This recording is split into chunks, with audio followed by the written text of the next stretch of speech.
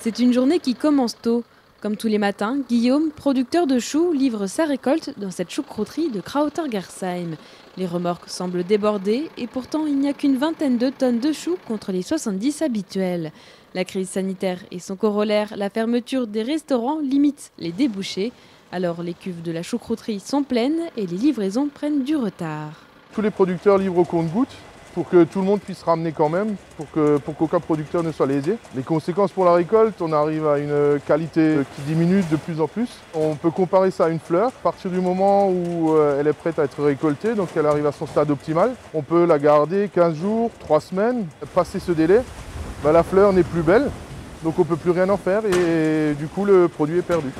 Ainsi, Guillaume estime que 25% de ses revenus pourraient bien rester au champ à perte. À l'intérieur de cette choucrouterie, la ligne de production tourne à plein régime. Une dizaine d'employés transforment le chou en choucroute. Mais la place commence à manquer. 16 cuves sur 18 sont déjà pleines. On va faire vraiment en fonction de nos capacités, c'est-à-dire quand on vide un silo, on va pouvoir le remplir. À savoir qu'en général, on vide 2 à 3 silos par semaine. Alors qu'actuellement, on en vide plutôt un. Le commerce n'est plus comme d'habitude, il n'est pas comme l'année dernière, ça c'est sûr. Vu que la crise sanitaire est passée par là, c'est pas normal, quoi. Je veux dire, la restauration manque, la grande distribution, elle travaille toujours encore un petit peu, mais c'est pas les volumes qu'on a d'habitude, quoi. Privé de débouchés, avec la fermeture des restaurants, la diminution du marché de la restauration collective et l'absence de festivités, la commercialisation a diminué de moitié. Alors, la filière de la choucroute d'Alsace lance un appel aux consommateurs locaux pour mettre la choucroute à leur menu et ainsi terminer les récoltes avant les premières gelées.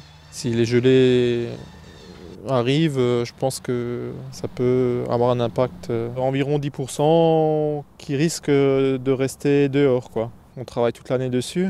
C'était une année qui était compliquée. Au printemps, déjà, on a dû arroser les champs pour préparer les parcelles, pour pouvoir planter dans de bonnes conditions.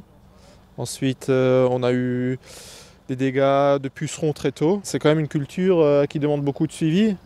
Et si aujourd'hui, je devrais broyer du chou, c'est sûr, ça serait crève-cœur, quoi. Ainsi, pour ne pas jeter leurs choux, il faudrait que les conditions météorologiques permettent à la quarantaine de producteurs alsaciens de continuer à récolter jusqu'à la mi-décembre.